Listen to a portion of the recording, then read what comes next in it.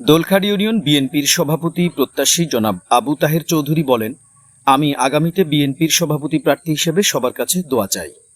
বিসমিল্লাহির রহমানির রহিম। ধন্যবাদ আইআর টিভি নিউজ বাংলা।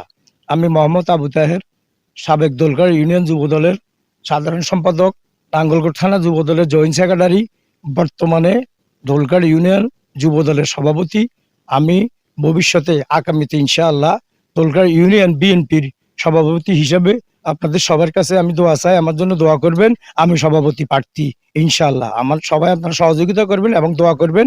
আমি দোলখাড় ইউনিয়ন বিএনপির সভাপতি প্রার্থী। আপনি কি অতীতে কোনো আন্দোলন সংগ্রাম বা আপনার ভূমিকা কি ছিল, যদি আমাদেরকে একটু বলতেন? আমি অতীতের আন্দোলন সংগ্রামে আমি বিএনপি করি আব্দুল গফুর ভাইয়ের নেতৃত্বে ঢাকা, চট্টগ্রাম, কুমিল্লা, নাঙ্গলকোট আমি প্রত্যেকটা মিটিং মিছিলে আমি আমার দলবল নিয়ে গেছি। আমি কাজ করছি, আপনারা জানেন, আমার চিনেন, আপনারা খোঁজখবর নিবেন ইনশাআল্লাহ। এবং আপনারা যদি আমরা ভালো মনে করেন করেন তাহলে আমার সহযোগিতা করবেন। আমি ইনশাআল্লাহ সভাপতি প্রার্থী। দোলখাড় ইউনিয়ন যুব দলের দুইবার আমি সাধারণ সম্পাদক ছিলাম, নাঙ্গলকোট উপজেলা যুব দলের জয়েন্ট সেক্রেটারি ছিলাম, এবার একবার দোলখাড় ইউনিয়ন বিএনপি যুব দলের আহ্বায়ক ছিলাম এবং এইদিকে গত ৩-৪ বছর ধরে আমি যুব দলের সভাপতির দায়িত্বে আছি ইনশাআল্লাহ এখন পর্যন্ত। আমি সবার কাছে দোয়া প্রার্থী, আমার জন্য দোয়া করবেন।